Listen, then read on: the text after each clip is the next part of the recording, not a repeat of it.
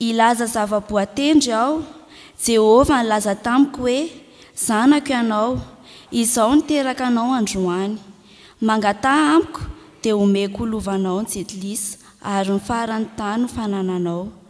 Ho torotoroanao ny tebi izy, toy ny famaky vilany tany no anamosamotsananao azy.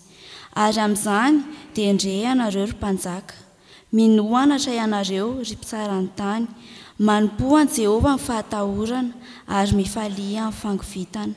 Manoroa ny zanaka, fandraho tezitra izy ka ho very eny an-dalana ianareo, fa vetivety dia hirehetra ny fahatezerany, sambatra izay rehetra mialoka aminy.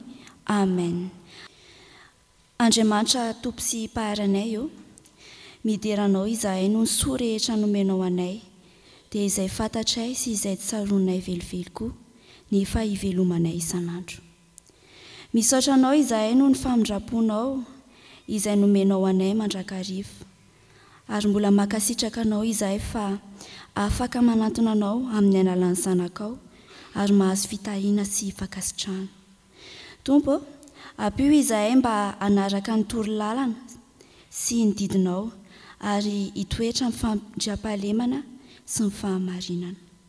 Fany Masino, mitomoera aminay anio ary izay rehetra tanterahanay eto dia ho voninahitra ao irery ihany. Amin'ny anaranao no anaovanay izany vavaka izany. Amen.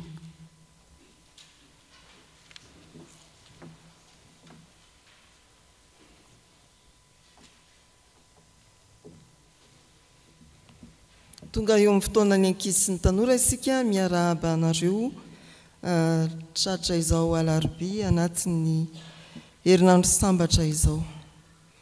Aorian'izao vavaka izao vao hipetraka ianareo. Misaotra anao izay Andriamanitra fa mbola omenao indray ity fotoana sarobidy ity, hiteny aminay eny ianao ka amin'ny alalan'ny fanahy masina dia ampahiratra ny masonay ahitanay zava-mahagaga ao amin'ny lalanao. Amin'ny anaran'i Jesoa. Amen.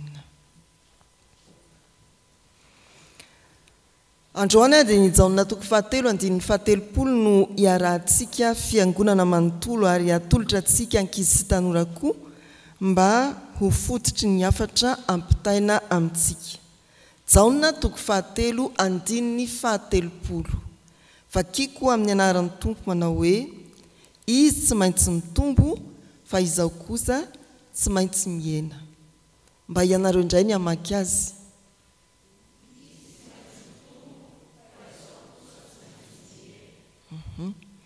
Ohatra zany eny an-tokotany sika no miresaka an'io dia izy tsy maintsy mitombo, za kosa tsy maintsy miena. Izy tsy maintsy mitombo, za kosa tsy maintsy miena. Inona ary no hevitra ampitain'izany miaraka amin'ny loha hevitry ny perikopa manao hoe manitry tena ny mpino. Mianadahy kintana sy volana. Ary isaky ny miandrandra lanitra izy rehefa alina alohan'ny atory dia miady hevitra foana hoe izy ary ny tena mazava, kintana sa volana. Dia hoy kintana hoe zay e. Jereo ary lanitra be dia be mihitsy ny kintana dia tambatambanina ireo hoe kintana ny mazava.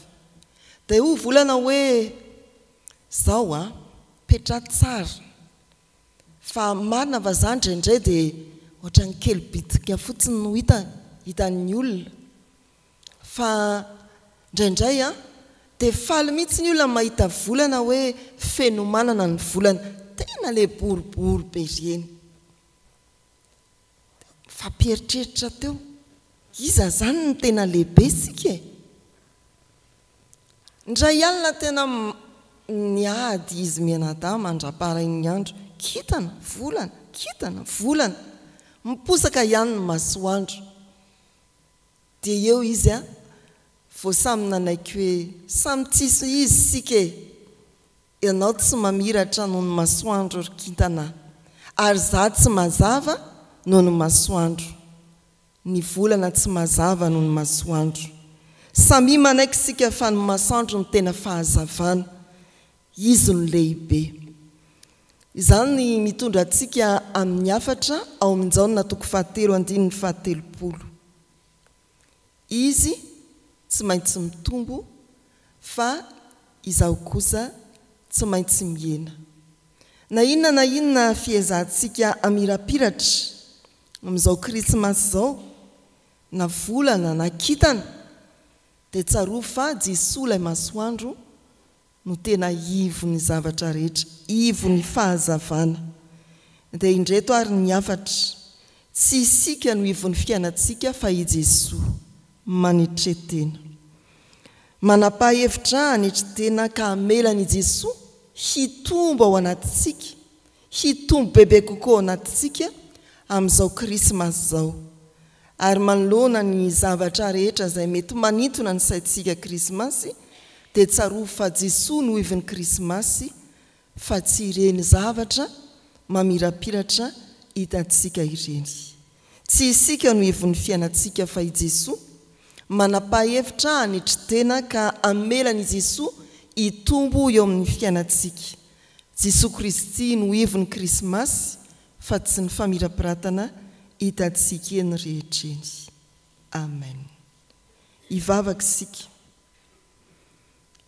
Betsaka ny diso hevitra ry Jesosy zokinay, mahita ny famirapiratana manodidina ny krismasy, dia manadino ny fahalebiazanao sy ny voninahitrao. Maro izahay ny diso hevitra fa ny fihetsiketsehana rehetra ataon'ny fiangonana no tena zavatra ireny hanondrona anao Jesosy Kristy, ilay te hitombo ao anatinay kristianina, ilay te ho lehibe eo anivon'ny fiangonana, ilay tena zava-dehibe eo amin'ny fiainanay. Mampanetretenanay ny afatrao Jesosy, meo ny fanahy masina mba hanananay fanapahan-kevitra, amelana ianao Jesosy hitombo ao anatinay, mba hametrahanay ianao Jesosy Kristy ho ivony fiainanay sy ho ivony fankalazana anao Andriamanitra amin'ny krismasy. Amen. Ivavaka isika. Tompo, saotra anao izahay fa omenao ity fotoana ity, andrenesana ny teninao, andraisana lesona avy aminao.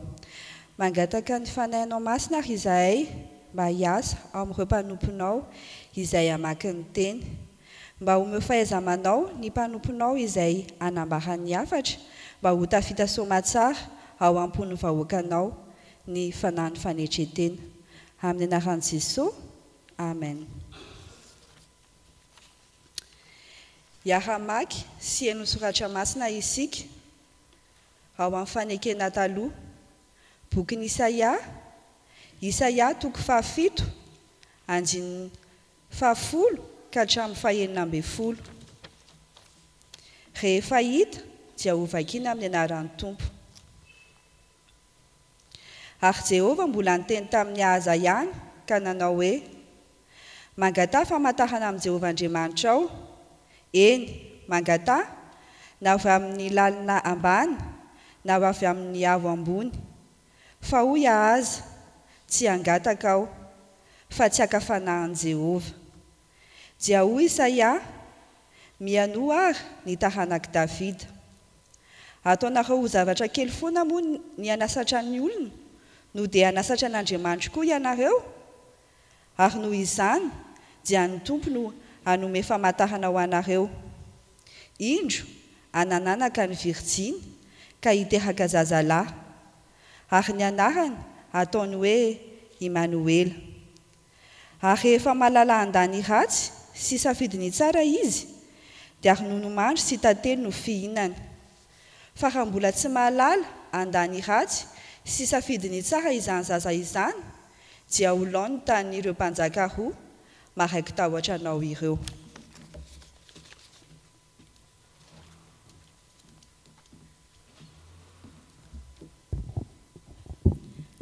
Ho tohizantsika amin'ny famakiana ny soratra masina ao amin'ny fanekena vaovao, filazantsara araka ny Jaona toko 7, andininy 2 ka hatramin'ny 17.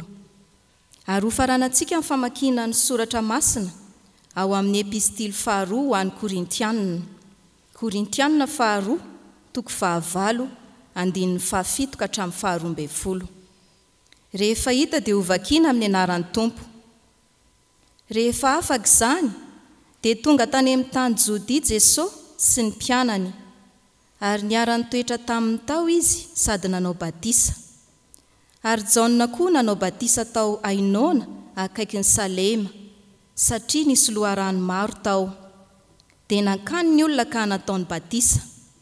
Fa tsy mbola natao tao an-trano maizina Jaona, ary nisy nifandiran'ny mpianatra Jaona tamin'ny jiosy anankiray ny amin'ny fanadiovana. Ary tonga tany amin'ny Jaona mpianany ka nanao taminy hoe, Raby eo, ilay tany aminao, tany andafiny Jordana, izay nambaranao, indro manao batisa izy, ary ny olona rehetra manantona azy. Jaona namalika nanao hoe, tsy misy olona mahay mandray na inona raha tsy nomena azy avy any an-danitra izany. Ianareo ny vavolombeloko fa hoy izao, tsy izao no Kristy fa ny iray ny aloha azy aho. Izay manana ny ampakarina no mpampakatra, fa ny sakaizan'ny mpampakatra izay mitsangana sy mihaino azy dia mifaly indrindra noho ny feon'ny mpampakatra. Ary efa tanteraka izany fifaliako izany. Izy tsy maintsy mitombo, fa izao kosa tsy maintsy mihena. Fa araka ny tombonareo amin'ny zavatra rehetra, na amin'ny finoana, na amin'ny teny, na amin'ny fahalalana, na amin'ny fahazotoana rehetra, na amin'ny fitiavanareo anay, dia aoka ho araka izany koa no itombonareo amin'izao fahasoavana izao. Tsy milaza izany ho didy aho, fa noho ny zotom-pon'ny sasany, mba hizatoetra ny amarinan'ny fitiavanareo koa. Fa fantatrareo ny fahasoavan'i Jesosy Kristy Tompontsika, fa na dia nanan-karena azy izy, dia tonga malahelo noho ny aminareo, mba hampanan-karena anareo ny alahelony. Ary dia ho ambarako izay hevitro ny amin'izany, fa mahatsara anareo izany, satria tsy ny fanaovana ihany, fa ny fikasana koa aza dia efa natomboka ireo teo anoloan'ny sasany hatry ny taonitsy. Ataovy tanteraka ary izany, ka tahaka ny nahazotoanareo fony nikasa, dia aoka ho tahaka izany koa ny hahatanterahanareo azy arak'izay anananareo. Fa raha misy ny fahazotoana, dia arak'izay ananana no ankasitrahana, fa tsy arak'izay tsy ananany. Amen. Ray masino, manamasinanay amin'ny fahamarinana, ny teninao fahamarinana. Amen. Ho lampitomboana ho aminareo hatrany ny fiadanana avy amin'ny fahalalana tsara an'Andriamanitra sy Jesosy Tompontsika. Fanahy masina izay fanangatahany mpitary bavaka mialohan'ny vakiteny, hiasa ao anatintsika riavana. Miresaka ny amin'ny Jaona mpanao batisa ny fotoana androany, indrindra ny filazantsara araka ny Jaona toko 7 izay novakiana tamintsika andiny 12 hatramin'ny 17. Nametrahana aloha hevitra hoe fiangonana mpanomana lalana. Izy tsy maintsy mitombo, fa izao kosa tsy maintsy mihena. Jesosy tsy maintsy mitombo, fa izao kosa tsy maintsy mihena. Tsara ny manamarika fa indraindray dia afangaron'ny olona amin'ny Jaona apôstôly, i Jaona mpanao batisa izay miteny izao andin-tsoratra masina izao. Rehefa tsy mandinika tsara tokoa mantsy dia mety eritreritra hoe satria filazantsara araka ny Jaona no misy ity andininy ity, dia i Jaona apôstôly izany no miteny. Fa rehefa manaraka tsara ny vakiteny isika, dia i Jaona mpanao batisa no manambarany hoe Jesosy tsy maintsy mitombo, fa izao kosa tsy maintsy mihena. Manetry tena eo anatrihan'i Jesosy i Jaona mpanao batisa. Fiangona mpanomana lalana. Raha ny vakiteny dia i Jaona mpanao batisa no nanomana lalana ho an'i Jesosy. ny mpandinika dia mampianatra ary mampita amintsika fiangonana fa isika fiangonana no mpialo ho lalana ny Jesosy ankehitriny. Isika fiangonana no ilay jaona mpanao batisa fahiny. Nahoana moa? Ao amin'ny jaona toko voalohany no ahitantsika ny anjara fanompoana nomena ny jaona mpanao batisa ary milahatra indrindra amin'izay mbola ataontsika fiangonana mandraka ankehitriny. Ireto dimy reto no anjara fanompoana natolotry ny tompo any jaona mpanao batisa araka ny jaona toko voalohany. Ny anjara mpanompoany voalohany jaona mpanao batisa dia ilay mpanamboatra lalana ho an'ny tompo Jesosy. Ny toko voalohany andininy 7:20. Zao ny voasoratra amin'ny anaran'ny tompo.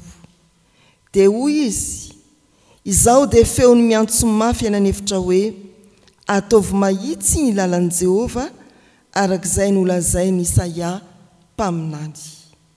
Jaona mpanao batisa no mampatsiahy ny tenin'i Isaia mpaminany manondro ny tenany ilay mpanamboatra lalana ho an'ny tompo. Jaona mpanao batisa ilay mpialo lalana any Jesosy araka ny toko voalohany andininy 2:20 sy 7:20. Ilazany hoe indro avy ilay aoriko ary tsy mendrika hitondra ny fehikapany azao. Jaona mpanao batisa 7 ilay mpanolotra any Jesosy eo amin'ny toko voalohany andininy 7:20 ilazany manao hoe indro ny zanak'Andriamanitra izay manaisitra ny fahotany zao tontolo zao. Ny 4 jaona mpanao batisa ilay nanambara ny Jesosy ho zanak'Andriamanitra. Ny toko voalohany andininy 4:30 hitantsika manao hoe amin'ny anaran'ny tompo ary nahitako dia nanambara fa izy no zanak'Andriamanitra. Nahitako dia nanambara fa izy no zanak'Andriamanitra. Ary farany jaona mpanao batisa ilay mpitory momba ny Jesosy. Jaona mpanao batisa ilay mpitory momba ny Jesosy fiainana mandrakizay. Ny toko 7 andininy 9:30 manao hoe amin'ny anaran'ny tompo, izay mino ny zanaka no manana fiainana mandrakizay, fa izay tsy mino ny zanaka dia tsy ahita fiainana fa fahatezeran'Andriamanitra no mitoetra eo aminy. Ireo rehetra nataony jaona mpanao batisa teo dia mbola ataontsika fiangonana koa mandraka ankehitriny. Fiangonana mpanomana lalana. Ahoana ary ny fomba ataontsika fiangonana amin'izao fiandrasana ny Krismasy zao? Hanomana lalana ho an'ny olona anatona ny Jesosy. Mpanamboatra lalana ho an'ny tompo Jesosy isika fiangonana. Dia izao no ataontsika atoroany olona tsara ny lalana anatonana ny Jesosy, amoray izany lalana izany mba ahazahoan'ny olona manatona ny Jesosy amin'izao vanim-potoana ny Krismasy zao. Amoray, ampianaro ny lalana ahafahan'ny olona manatona ny Jesosy amin'izao Krismasy zao. Tory ho marina ny filazantsara. Faharoa, manomana ny olona tahaka ny jaona mpanao batisa isika ka mpialo ho lalana any Jesosy. Rehefa misy manam-pahefana na tompona andraikitra ambony eo amin'ny tany sy ny firenena mananjo amin'izany dia misy be moto isika tsy maintsy mialo azy dia taitra isika na eny an-dalana na aiza misy atsika hoe iza indray zany olona zany. Te ahita ny filoham-pirenena ve? Mety ny prime ministre ve? Te ahafantatra isika. Ary zany no anjarantsika fiangonana eo anatrehan'ny fiandrianany Jesosy ilay mpanjakany mpanjaka amin'izao Krismasy zao. Tairo ny olona, omeo fanairana ny olona mba hieritreritra ny fiavian'i Jesosy. Omeo fanairana ny olona fa aorinao dia iseho ny voninahitr'Andriamanitra. Omeo fanairana ny olona mba holiana tahaka ny maginy hoe aiza ilay teraka ho mpanjakan'ny Diosy. Izany no aditsika fiangonana tahaka izay nataon'ny Jaona mpanao batisa mpialo lalana any Jesosy. Tsy mendrika itsy amany fekapany azao. Ny fahatelo, raha manondro Jaona mpanao batisa hoe indro ny zanak'Andriamanitra manaisotra ny fahotan'izao tontolo izao, ny adidiny tamin'izany dia mitaona ny olona hibebaka, ary mbola andraikitsika fiangonana koa hampiomana tsara ny olona amin'ny krismasy, ny taona ny olona hibebaka ho tafahoana marina amin'Andriamanitra, hitodika amin'ilay manaisotra ny fahotana. Indro ny zanak'Andriamanitra manaisotra ny fahotana izao tontolo izao. Tao mibebaka ny olona amin'izao krismasy izao, isika no Jaona mpanao batisa, fiangonana mpanomana lalana. Fa izay andraikitra Jaona mpanao batisa fa efatra voalaza teo dia ny fanambarana any Jesosy ho zanak'Andriamanitra. Ny andininy fa 4:30. Nahita ka dia manambara fa izy no zanak'Andriamanitra. Adiditsika fiangonana tahaka ny nataon'ny Jaona mpanao batisa koa ny manambara fa Jesosy teraka dia ilay zanak'Andriamanitra, ary mitaona ny olona andrain'i Jesosy amin'izao krismasy izao mba hahatonga azy ho zanak'Andriamanitra tahaka ny Jesosy. Araka ny voasoratra hoe izay rehetra nandray azy dia nomeny hery ho tonga zanak'Andriamanitra, dia izay mino ny anarany. Fa ny fahadimy anjara fanompona nomena ny Jaona mpanao batisa dia ny fanambarana ny mahaloha rano ny fiainana mandrakizay any Jesosy. Izay mino azy no manana fiainana mandrakizay. Jaona 7:20. Amin'izao krismasy izao anjarantsika toy izay nataon'ny Jaona mpanao batisa no miantso ny olona hino any Jesosy mba hanana fiainana mandrakizay. Izany ry havana no ilazana fa isika fiangonana dia mpanomana lalana ho an'ny tompo. Ataovy anjara andraikitrao manomboka ao amin'ny ankohonantsika isa-tokantrano, eny amin'ny fiarahamonina rehetreny, any amin'izay sehatra ametrahany tompo atsika. Raiso ny andraikitra Jaona mpanao batisa fa isika no mpialo lalana ny Jesosy. Ilay mpanoro lalana hanatona ny Jesosy, ilay mpitaona ny olona mba hanome voninahitra ny Jesosy, ilay mpitaona ny olona hibebaka, ilay mpitaona ny olona andrain'i Jesosy zanak'Andriamanitra, ilay mpitaona ny olona hino an'i Jesosy mba hanana ny fiainana mandrakizay. Fa satria ny fiangonana no Jaona mpanao batisa dia anetritena tahaka ny Jaona mpanao batisa tokoa isika, ka hiteny manao hoe izy tsy maintsy mitombo fa izao kosa tsy maintsy mihena. Hanome toerana bebe kokoa any Jesosy isika fiangonana amin'izao krismasy izao, hampitombo izay ametrahany izao tontolo izao any Jesosy isika, mba ho tao amintsika izao tontolo izao, hanome lanja ny Jesosy Kristy eto amin'ity izao tontolo izao ity. Izy tsy maintsy mitombo, izao kosa tsy maintsy mihena. Jaona mpanao batisa raha nanaraka ny vakiteny hatrany amin'ny beolohany isika, eo amin'ny 2:20 hatrany amin'ny 7. Ny 2:20 sy ny 4:20 dia milaza manao hoe rehefa tonga Jesosy dia sady nampianatra izy no nanao batisa koa, ka maro no resy lahatra ny fampianarany Jesosy dia nanaiky ataon'i Jesosy batisa. Miditra eo amin'ny fiarahamonina ilay Jesosy ny alohavany Jaona mpanao batisa lalana, niditra ka nampianatra sady nanao batisa dia nahazo olona betsaka. Dia mitaraina ny mpianatra Jaona hoe le nataonao batisa tary amin'ny Jordana nge indro izy fa mampianatra sady manao batisa koa. Zay moa ny voalazan'ny filazantsaraka ny Marka 1:5 manao hoe dia nanatona azy ny mponiny-jody rehetra sy Jerosalema rehetra ka nataony batisa tao amin'ony Jordana. Tena nandroso ny fampianarana sy ny fanaovam-batisa nataony Jaona mpanao batisa, saingy rehefa niditra i Jesosy dia toa nisongona azy i Jesosy Kristy. Ny valiny fitaraina nataony mpianatra Jaona dia ity tenin'ny Jaona mpanao batisa ity manao hoe: Jesosy tsy maintsy mitombo, izaho tsy maintsy miena. Rehefa avelantsika akalaka ao amin'ny fiangonana, akalaka eo amin'ny fiainanao manokana i Jesosy Kristy, dia tsapanao hoe mitombo ao anatinao izy, ary ianao tonga olo ny fanetretena, ianao tonga tsy miteny eo anatrehan'ny fiandrianan'i Jesosy Kristy. Ry havana malala, arakaraka ny anekenao hidirany Jesosy eo amin'ny fiainanao no hampitombo ny fahasoavana ao aminao, ary ampanetretenanao eo alohan'izany fahasoavana be dia be omeny Jesosy anao izany.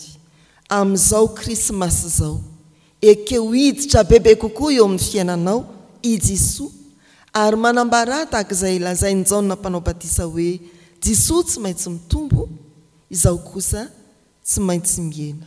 Mba ho Krismasy anomezanao toerana bebe kokoa any Jesosy eo amin'ny fiainanao ity Krismasy ity. Mba ho Krismasy anomezantsika lakany Jesosy ny fankalazana n'Andriamanitra Krismasy amin'izao taona hitsahantsika izao. Ho an'Andriamanitra ny voninahitra. Amen. Iombona amin'ny vavaka fangatana isika.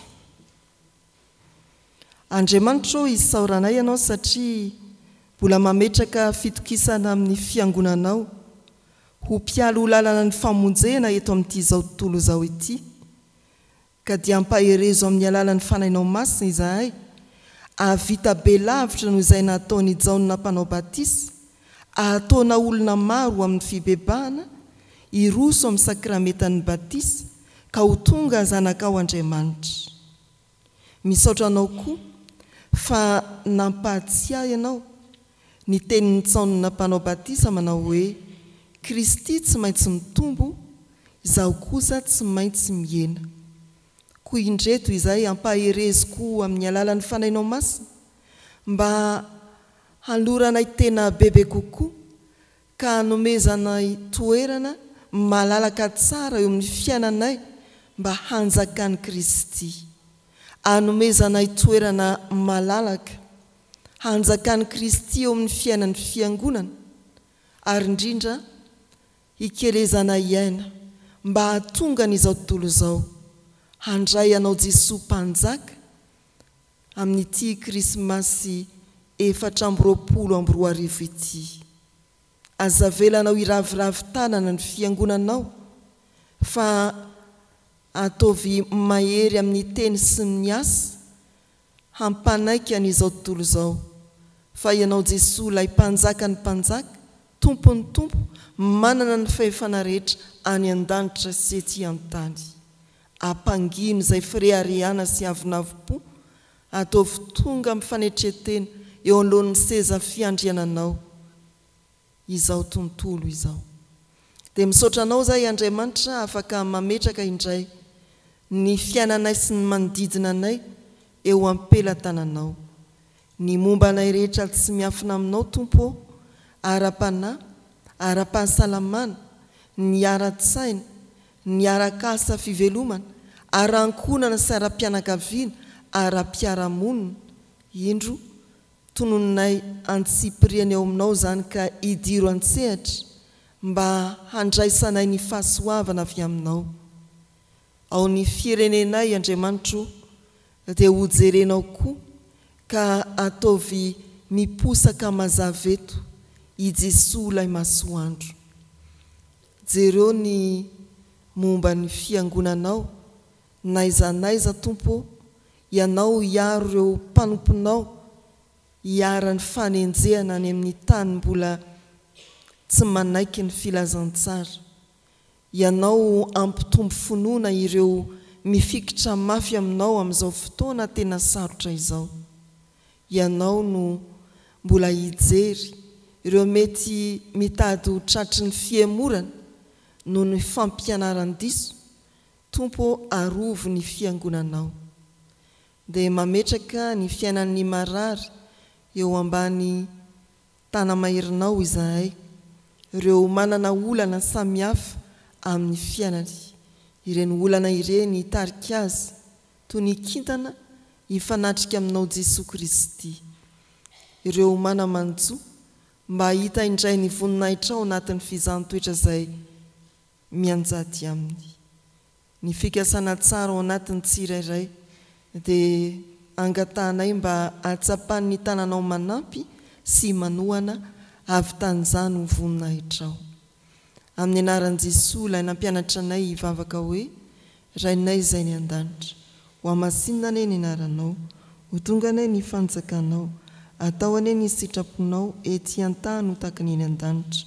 Meo anay an'io ny anina sahaza ao anay, ary mamelany elokay tahaka ny namelanay izay meloka taminay, aza mitondra anay amin'ny fakapanahy, manafahanay amin'ny ratsy, anao ny fanjakana sy ny hery ary ny voninahitra mandrakizay.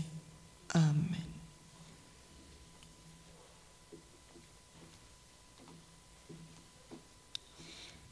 Izao dia ataontsika eo am-pitsanganana ny fanekem-ponona laharana 7. Mino an'Andriamanitra toa aho izay mpanao lanitra sy ny tany. Andriamanitra dia fanahy, Andriamanitra dia fitiavana, Andriamanitra dia manjakatra amin'ny talohan'ny indrindrako mandrakizay. Andriamanitra dia mampiseho ny fitiavana antsika, fa fony mbola mpanota isika dia maty hamonjy antsika Kristy. Mino ny Jesosy Kristy isan'ilay tokana. Tonga izy hitady izay hamonjy ny very, izy ny lalana sy fahamarinana ary fiainana, izy dia tsy miova ho maly sy aniho ny mandrakizay. Mino ny fanahy masina aho, izy no anambara fanahy antsika, fa zanak'Andriamanitra isika, fanahy iray ihany anaovam-pantsika tena iray. Ny fandresena rehetra izay mandresy tontolo izao dia ny finoantsika. Tompo ampitombo ny finoanay. Amen. Raiso amin'ny finoana ary ny jodrano atolotra amin'ny anaran'ny Tompo. Hitahy ianareo any ny Tompo ka hiaro anareo. Hampamirapiratra ny tavana aminareo ny Tompo hamindra fo aminareo, ary hanandratra ny tavana aminareo ny Tompo hanome anareo fiadanana. Amen.